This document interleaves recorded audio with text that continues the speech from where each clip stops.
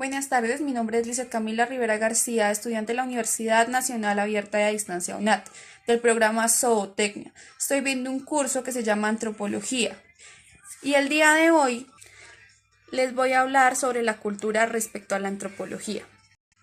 Cultura, un concepto antropológico.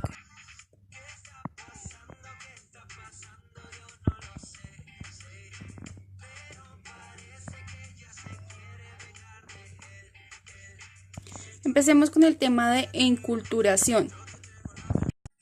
Empecemos por saber que la enculturación es un proceso de aprendizaje donde las personas se adaptan a sus creencias y tradiciones religiosas de la misma sociedad en la que viven. Aparte de esto, tenemos que darnos cuenta que la enculturación, desde el momento en que nacemos, la hemos tenido siempre, desde nuestra infancia, desde nuestra niñez, cuando nos enseñan a comer, a cómo vestirnos, a nuestro aseo personal. Pero eso no termina acá. Cuando somos adultos, sigue este mismo proceso. Y realmente la enculturación termina en el momento de la muerte. Por eso decimos que la enculturación, aparte de ser un proceso de aprendizaje, aprendemos tradiciones culturales diferentes.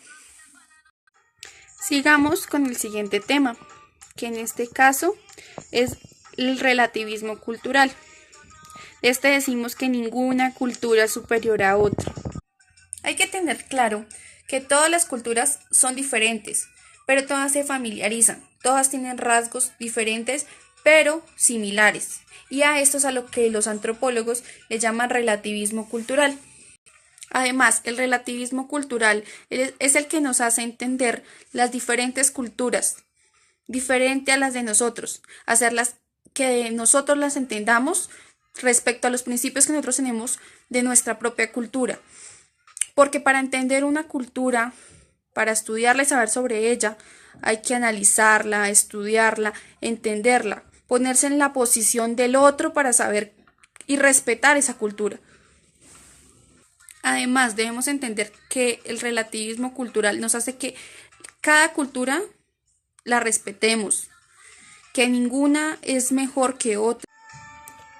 Sigamos con el etnocentrismo, que este nos dice que debemos analizar el mundo de acuerdo a nuestros propios principios culturales. El etnocentrismo es un interés, es el interés de las personas, es el interés de una persona o de un grupo de ellas, que los lleva a analizar desde un punto crítico o desde su postura cultural la realidad. El etnocentrismo es una costumbre poco crítica de realizar comentarios a otras personas sobre su comportamiento. Además, y lo más importante, es que este nos enseña a respetar nuestra cultura por encima de cualquier otra, pero siempre respetando las demás. Continuemos con la diferencia que hay entre los mentalistas y los materialistas y algunos de sus autores. Autores como Taylor, Hobel o Malinowski, en el sentido de los materialistas, y en el de los mentalistas podemos decir que hay dos significantes. A veces se preguntarán por qué mentalistas y por qué materialistas. Los antropólogos los definen así porque son estos dos grupos y se definen sabiendo cuál es su definición sobre la cultura. Ya sabiendo los autores de los materialistas, podemos dar una definición más clara o concisa, que es que los materialistas consideran que la cultura es un comportamiento observado y los objetos materiales que facilitan la adaptación de un grupo a un entorno social, político o físico determinado. Mientras que el de los mentalistas tienen una definición muy diferente al de los materialistas. Que la cultura es una abstracción que se rige por reglas o normas que debemos saber para comportarnos y tener un buen comportamiento con las cosas materiales. Ya sabiendo la definición y los autores de estos dos, vamos a pasar a las diferencias que hay entre cultura y sociedad. La sociedad y la cultura, dos términos que realmente siempre confundimos. Sí, puede ser que sean similares, pero realmente su significado es muy diferente. La diferencia de la cultura a la sociedad es que la sociedad se rige por principios y normas.